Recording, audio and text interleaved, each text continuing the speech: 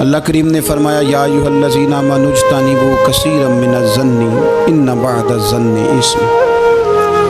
اے ایمان والو، بہت سارے گمانوں سے، بہت سارے خیالوں سے بچو۔ فرمایا بعض گمان بھی، بعض خیال بھی گناہ ہے۔ کیسے بچیں؟ فرمایا ولا تجسسوا، یہ جاسوسی چھوڑ دو، یہ کسی کی باتوں، چھپی ہوئی باتوں کو تلاش کرنا چھوڑ دو۔ اس سے تم گمانوں سے بچو گے، وسوسوں سے بچو گے، خیالات سے بچو گے۔ نفسیاتی طور پر جو لوگ پاک صاف ہوتے ہیں نا، ان کی زندگی مطمئن ہوتی ہے۔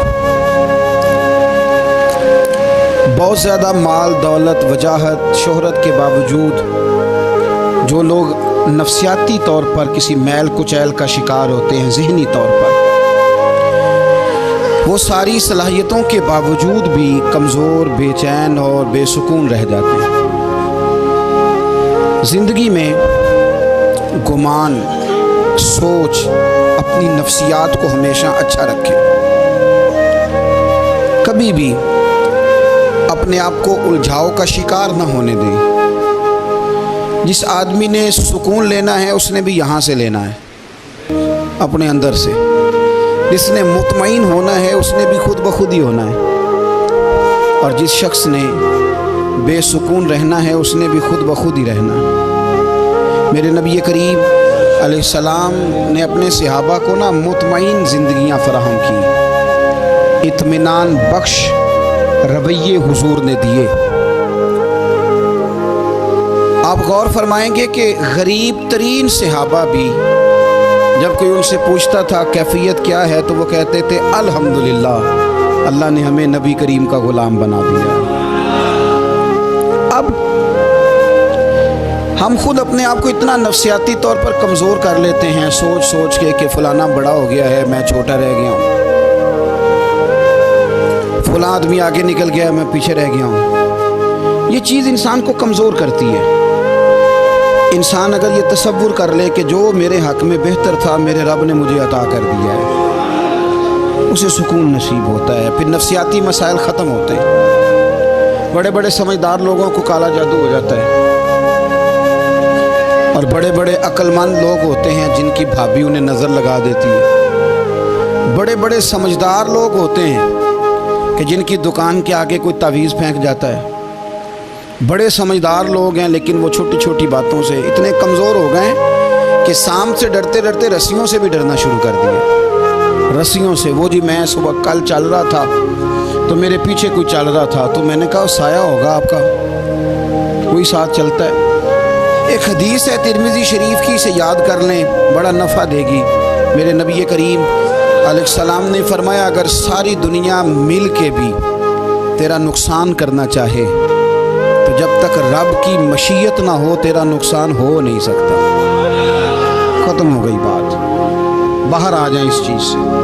اور فرمایا سارے زمانے کے لوگ مل کر تیرا نفع کرنا چاہیں، تو جب تک اللہ نہ چاہے وہ تیرا کوئی نفع کر نہیں سکتے۔ نقصان بھی اللہ کی مشیت پہ ہے، نفع بھی اللہ کی رضا پہ ہے، تو پھر آپ بلا وجہ لوگوں کو دیکھ کر ٹینشن کیوں لیتے ہیں؟ پریشانی کاہے کی ہے؟ آزمائش کس بات کی ہے؟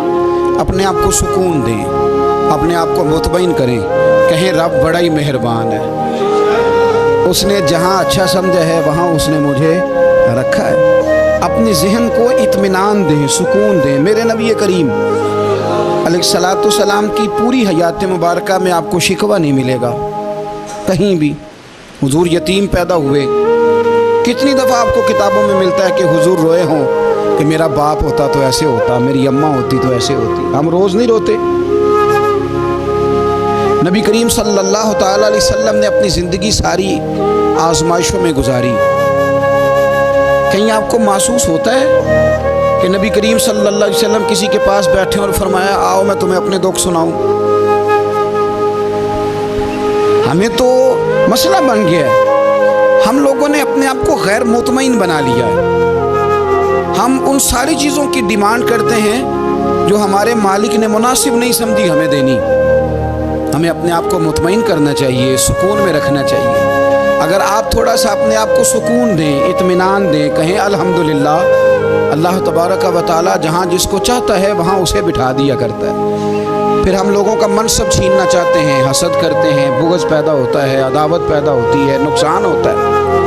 فطری طور پر جو صلاحیتیں اللہ نے دی ہوتی ہیں ان کو بھی زنگ لگ جاتا ہے، زنگ لگنے لگتا ہے ان سب چیزوں کو جو اللہ نے اپنے فضل سے ہمیں دی ہوتی ہیں۔ تو بات کو یاد رکھیں، زندگی میں آپ مطمئن ہو جائیں کہ رب کریم نے جو دیا ہے وہ کمال ہی دیا ہے، کمال ہی۔ حضور کی ایک زوجہ محترمہ تھی تو ان کے ہاتھ ذرا لمبے تھے، مومنوں کی ماں۔ بعض خواتین نے ان سے کہا کہ لمبے ہاتھوں والی، ہم بنا لیتے ہیں نا یہ بھی بات کہ اس کا ناک موٹا ہے تو اس کی آنکھیں چھوٹی ہیں تو اس کے کان بڑے ہیں تو اس کے ہاتھ کیسے، تو کہا لمبے ہاتھوں والی۔ تو وہ پریشان ہو گئی، نبی کریم علیہ السلام تشریف لائے، کیا ہوا؟ عرض کی یا رسول اللہ مجھے لمبے ہاتھوں والی کہتے ہیں۔ تو حضور فرمانے لگے یہ پریشان ہونے والی بات ہے کہ خوش ہونے والی بات؟ یا رسول اللہ کیا مطلب؟ فرمایا تو کہہ کہ رب نے لمبے ہاتھ اس لیے دیے ہیں تاکہ میں سخاوت زیادہ کر سکوں، میں سخاوت زیادہ، یہ جو میرا چہرہ ہے نا، یہ جو آپ کا چہرہ ہے، یہ آپ کی چاہت ہے کہ اللہ کی؟ فی ای صورت ما شاء رکبک، اللہ فرماتے جیسے میں نے چاہا ہے ویسے تجھے بنایا ہے۔ تو اگر میرا موٹا ناک، میری چھوٹی آنکھیں، میری بڑی آنکھیں، میرے چپٹے کان، یہ میرے تو نہیں، یہ تو میرے رب کی چاہت ہے۔ مجھے اپنے موٹے ہونٹوں سے نفرت کرنی چاہیے کہ اللہ کی چاہت سے پیار کرنا چاہیے؟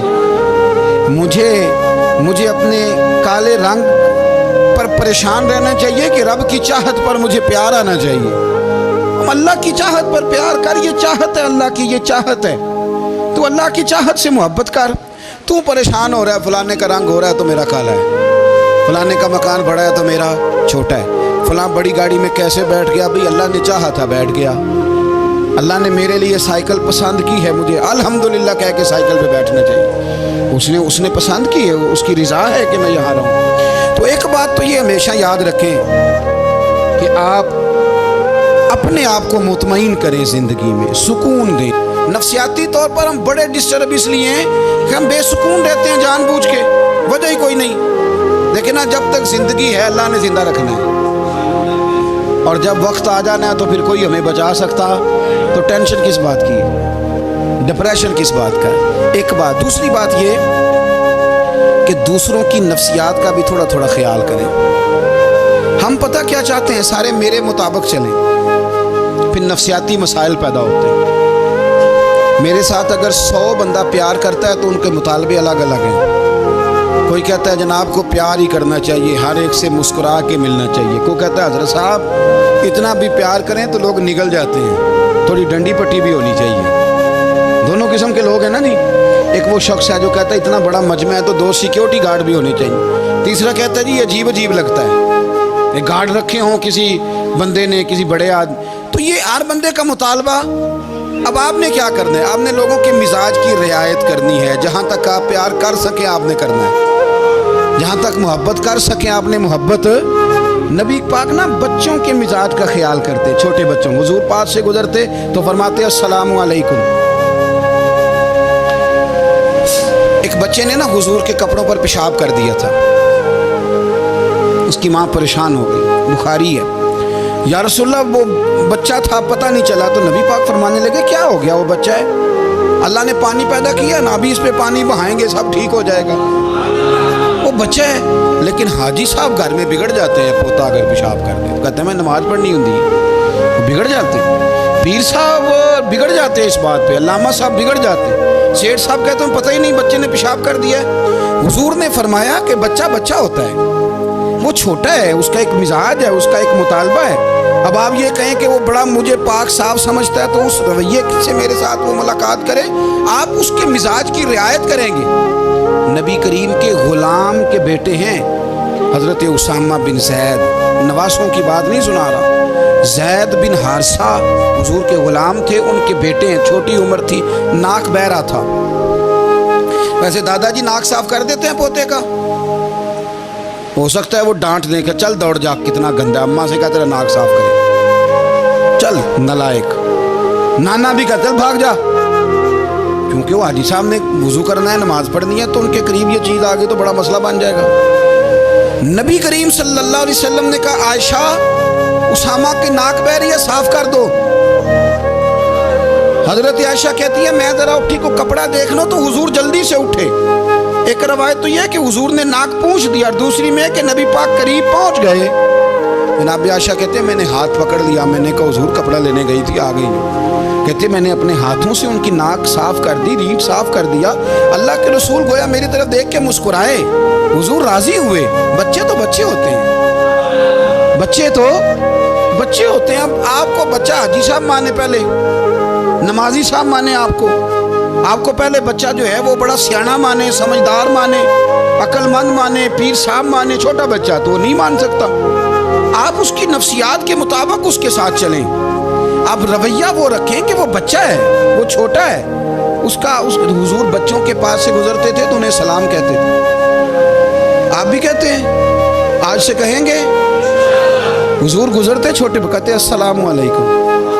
और नबी पाक सल्लल्लाहु अलैहि वसल्लम कभी कभी ना बच्चे खेल रहे होते तो हुजूर बैठ जाते, फरमाते यार मेरे सीने से तो लगो। हुजूर ज़मीन पे बैठ जाते, बच्चा यूं हाथ पे, बच्चा दौड़ा आता, हुजूर के सीने से जब लगता तो नबी पाक गिर जाते और फरमाते ओए होए तुमने तो मुझे गिरा ही दिया है। ये बच्चों के साथ आप जो रवैया रखेंगे वो मीठा होगा। अब आप कहेंगे चूंकि अब मैं एक ओहदे पे हूँ, मैं एक मनसब पे हूँ, तो ये आपकी नफ्सियाती कमज़ोरी है। फिर क्या होता है, बच्चों को डांट के रखा जाता है, बेजा डांट डपट, बेजा सख्ती और बेजा उनके साथ रवैये और उनके साथ बड़ी अजीबो गरीब किस्म की जो है वो हमारी जो है वो घुटन गैप आ जाता है बच्चों के दरमियान। बच्चे, मैं कहा करता हूँ, फिर बच्चे हमें दुख नहीं सुनाते, वो फिर गलत आदमी को दोस्त बनाते हैं, फिर उस गलत आदमी को अपनी बात बताते हैं, गलत आदमी राजदार बन जाता है। आप इनकी नफ्सियात के मुताबिक इनसे प्यार करें, इन्हें टाइम दें। आप देखें ये क्या सोचते हैं, क्या कहते हैं, किस तरह का इनका रवैया है बच्चों के साथ। फिर नौजवान जब कोई हो जाता है तो उसकी सोचें जवान हो जाती हैं। नौजवानों से माजरत के साथ नबी पाक अलैहिस्सलाम ने नौजवानों की हुकूमत से पनाह मांगी, नौजवानों की हुकूमत से पनाह मांगी है, इसलिए कि नौजवान बड़ी जल्दी प्यार भी करता है और बड़ी जल्दी नफरत भी करता है। सोचें मजबूत नहीं होती। नौजवान आदमी, जवान आदमी, बिखरी हुई सोचें होती। मेरे रसूल करीम सल्लल्लाहु अलैहि वसल्लम नौजवानों से उनके मिजाज के मुताबिक डील करते थे, उनकी तबीयत के मुताबिक उनकी ज़हन साजी करते थे। हम ना जवानों को वक्त नहीं देते, हम मुतालबा करते हैं नौजवान से कि वो है नौजवान, बातें बूढ़ों वाली करे। अगर जवानी में बूढ़ों वाली बातें करे तो फिर तो शेख साहब जी कहते हैं सारे बूढ़े छोड़ के उस नौजवान के पास बैठो, उसके पास फैज़ ज़्यादा है। अगर ऐसा हो जाए, क्योंकि दर जवानी तौबा करदन शेवाए पैगम्बरी, ये तो अच्छी बात है, लेकिन मेरे अजीज़ अगर ऐसा ना हो, ऐसा मुमकिन ना हो, तो फिर नौजवान को आप उसकी तबीयत के मुताबिक डील करें। आप उसकी सोच देखें, उसका रवैया देखें, उससे प्यार करें। नबी करीम अलैहिस्सलाम के पास एक नौजवान दाखिल हुआ, अंदर दाखिल होते ही उसने फटाफट एक बात कर दी, कहने लगा या रसूलल्लाह मुझे ज़िना की इजाज़त दे दें। मेरे जज्बात बहुत भटक गए, मैं रोक नहीं सकता। हमारे यहाँ हमारे घर में कोई फ़ोन करे तो हम गैरतमंद बन जाते हैं। मेरी गैरत को गवारा नहीं कि कोई मेरे घर में फ़ोन करे, और अगर मैं किसी के घर में फ़ोन करूं तो फिर गैरत किधर गई? फिर भी आप गैरतमंद नहीं साहब, फिर भी आप गैरतमंद नहीं। अगर आप किसी के घर फ़ोन करते हैं तो आप गैरतमंद नहीं, तो याद रखें अगर आप ये हरकत कर रहे हैं तो फिर आपको भी थोड़ा एहसास होना चाहिए ना।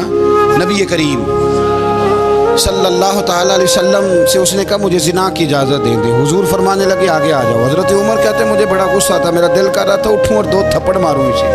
तो तरीका बात करने का, हुजूर ने बुलाया, पास बिठाया, थपकी दी, फरमाया एक बात तो बता, तेरे सवाल का जवाब फिर देता हूँ, एक बात तो बता।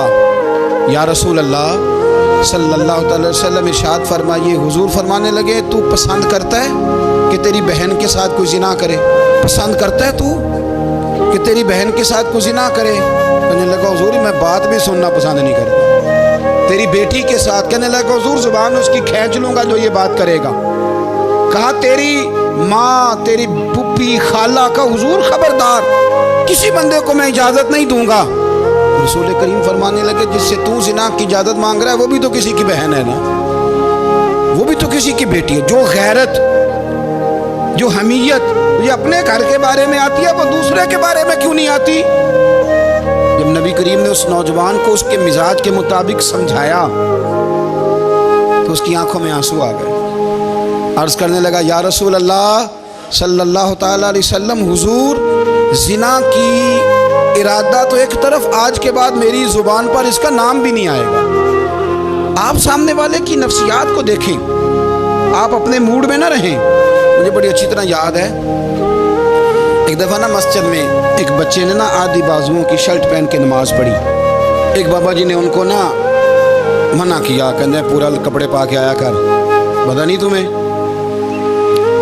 وہ کہنے لگا، بچہ کہنے لگا نماز ہو جاتی ہے، بازو آپ فولڈ کر کے ایسے کر کے، بڑے بازو فولڈ کر کے پڑھیں گے تو کراہت ہے، لیکن ویسے بھی آدھے بازو والی شرٹ میں نماز ہو جاتی ہے، لیکن اچھا عمل نہیں، اچھا یہی ہے کہ آپ کے بازو پورے ہوں۔ تو بزرگ ان سے کہنے پورے کپڑے پہنو، کہنے لگا یہ ہو جاتی ہے نماز، میں بھی تھا۔ تو مجھے انہوں نے کہا جی حضرت صاحب بات سننا، میں نے کہا جی حکم۔ کہنے لگے ان کپڑوں میں نماز ہو جاتی ہے؟ میں نے کہا جی ہو جاتی ہے۔ کہنے لگتا ہے منڈا چودھری آندا ہے، منڈا لگتا ہے چودھری آندا ہے۔ فٹافٹ اسی وقت انہی پیروں پہ میں کہا جی ہے واقعی چودھریاں دا بچہ، لیکن مسئلہ یہ ہے کہ دین چودھری کے لیے بھی وہی ہے اور غریب کے لیے بھی۔ تو آپ اس بچے بیچارے کو اندر آنے تو دیں، اس کو مسجد میں داخل ہونے دیں، انشاءاللہ کپڑے بھی ٹھیک پہن کے آ ہی جائے گا۔ لیکن ہم نے تو ذہن بنا لیا ہے کہ ہم نے اپنی مرضی کے مطابق لوگوں کو قابو کرنا ہے۔ ہم لوگوں کی ذہن کے مطابق اترنے کو تیار نہیں، بس سارے میرے مطابق چلیں۔ یہ تو بات کو پیشوا کرے گا، مقتدا کرے گا، وہ بھی سمجھائے گا۔ رسول کریم علیہ الصلوۃ والسلام لوگوں کو جبرن نہیں جھکاتے تھے، حضور دلائل دیتے تھے۔ نوجوان بچوں کو موقع دیں، انہیں سمجھائیں، انہیں قائل کریں، ان سے پیار کریں، ان کی نفسیات کو سمجھیں، اس کے مطابق ان کے ساتھ آپ ڈیل کریں، پھر آگے بڑھیں۔ عورتوں کے بارے میں میرے نبی کریم علیہ السلام نے بڑی نصیحت فرمائی ہے۔ محبوب کریم فرمانے لگے عورت ٹیڑھی پسلی سے پیدا کی گئی ہے، سیدھا کرنا چاہو گے ٹوٹ جائے گی، یہ جیسی ہے اس کے ساتھ ویسے ہی گزارا کرو، اس کی نفسیات کو سمجھ جاؤ۔ عورت تھوڑا سا چاہتی ہے کہ وہ کھانا پکائے تو اس کی تعریف کر دی جائے، تو بھائی کھڑی ہے صبح سے باورچی خانے میں، دو لفظ بولنے میں کوئی حرج ہے؟ اور اگر کبھی نمک زیادہ ہو بھی جائے تو کیا خیال ہے، بیوی جان بوجھ کے زیادہ ڈالتی ہے؟ اس کا شوق ہے کہ اس کی انسلٹ ہو؟ ہمارا رویہ اتنا سخت ہوتا ہے، بعض اوقات اتنا تکلیف دہ ہوتا ہے کہ اس سے جذبات کو ٹھیس پہنچتی، مزاج میں خرابی آتی۔ تھوڑی تعریف دیکھیں، عورت چاہتی ہے تھوڑا سا کہ میرے خاندان والے، میرے سسرال والے میری تھوڑی عزت کریں، تو وہ اگر سارا کچھ چھوڑ چھاڑ کے آ گئی ہے تو جس طرح ہم اپنی بیٹی کے لیے ذہن رکھتے ہیں عزت کا، اگر تھوڑا اس کے لیے بھی بنا لیں گے تو میرا خیال ہے کوئی حرج والی بات۔ ہم نا لوگوں کا خیال رکھنے کی بجائے لوگوں کو چڑھاتے ہیں۔ ناراض تو نہیں ہو جائیں گے آپ؟ نہیں، رہن دینے ہیں، لگتا ہے تو ہو جانا ہے بھائی، چڑھاتے ہیں لوگ۔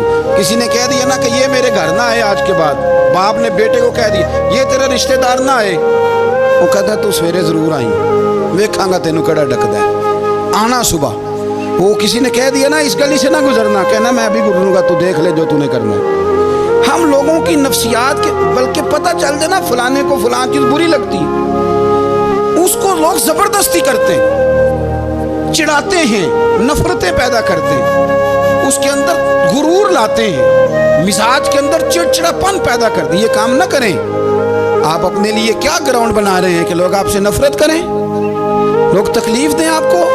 یہ نوجوان بچے کسی نے ہارن دے دیا گاڑی کا تو آپ اس نے گاڑی پیچھے کرنی نہیں، وہ ماں بدولت کو ہارن بجا دیے۔ یہ مہذب قوموں کا یہ رویہ نہیں ہوتا۔ یہ تو وہ قومیں ہیں جو مطلب بڑی تنگ ہیں اپنے آپ سے، یہ بڑے آوازار لوگ ہیں۔ ٹھنڈے رہیں، میٹھے رہیں، پیار کریں، دوسروں کے جذبات کا احساس کریں۔ نبی کریم صلی اللہ تعالیٰ علیہ وسلم نے ایک دن حضرت عائشہ صدیقہ سے کہا عائشہ تیرے ساتھ ایک بات نہ کروں، حضور کریں؟ فرمایا جب تو ناراض ہوتی ہے تب بھی مجھے پتہ چل جاتا ہے، اور جب تو راضی ہوتی ہے تب بھی مجھے خبر ہو جاتی ہے۔ اتنا دھیان رکھتے ہیں خامن گھر میں کہ اب اس کی پوزیشن کیا ہے اور اب یہ کیا سوچتی ہے اور کس بات پہ اس کو جو ہے وہ ناراضگی ہوتی ہے۔ مجھے جب تو راضی ہوتی ہے تب بھی پتہ ہوتا ہے ناراض. تو حضرت عائشہ کہتی ہے نہیں حضور ایسی تو بات ہی کوئی نہیں, آپ بتائیں. حضور فرمانے لگے جب میں کسی اور زوجہ کے پاس تھوڑا وقت گزار لیتا ہوں زیادہ, اور جب میں آتا ہوں تو ناراض ہوتی ہے. یا رسول اللہ آپ کو کیسے پتا؟ فرمایا بتاؤں. حضور بتائیں. فرمایا اس وقت جب تو قسم اٹھاتی ہے تو کہتی ہے لا و رب ابراہیم, مجھے ابراہیم کے رب کی قسم.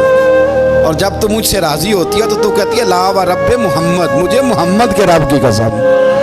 تو پھر حضرت ابراہیم کا نام لے لے کے حضرت عائشہ کہنے لگی محبوبہ قربان جاؤں, بات بالکل ٹھیک ہے. ایسے ہی ہے یا رسول اللہ, بالکل ایسے ہی ہے. جب تھوڑی خفگی ہوتی ہے تو میں یہ کام, تو حضور تو لوگوں کے مزاج کا خیال کرتے تھے, نبی کریم کو تو پتہ ہوتا تھا, لیکن ماں بدولت کہتے ہیں سارے میری مرضی کے مطابق چلیں.